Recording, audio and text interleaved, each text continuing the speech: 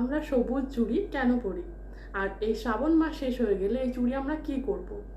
তো কথিতে আছে যে একসময় মহাদেব আর পার্বতীর মধ্যে মনোমালিন্য শুরু হয়েছিল। তো মহাদেব মা দুর্গার রাগ ভাঙানোর জন্য কি করবে, মহাদেব প্রকৃতি ভালোবাসে, আর প্রকৃতি মানেই সবুজ। তো মহাদেব প্রকৃতি থেকে বিভিন্ন পাতা লতা এসব দিয়ে 16 রকম অলংকার বানিয়েছিল, আর সেই 16 অলংকার মা দুর্গাকে পরিয়ে মা দুর্গার রাগ ভাঙিয়েছিল।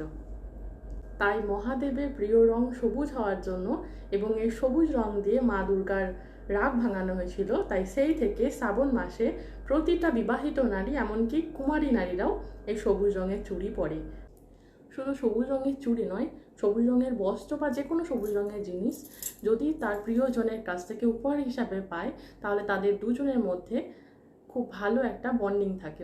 আর এই শ্রাবণ মাস শেষ হয়ে গেলে চুড়িগুলো আপনারা কি করবেন? আমাকে একটা বোন জিজ্ঞেস করেছিল যে দিদি চুড়িগুলো কি জলে দিয়ে দেবো? একদম না, চুড়িগুলো জলে দেবে না, চুড়িগুলো তোমরা পরেই থাকবে, পরে থাকলে কোনো অসুবিধা নেই।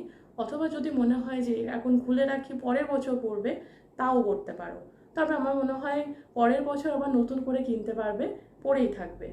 সবাই ভালো থাকবে। হরে হরে মহাদেব।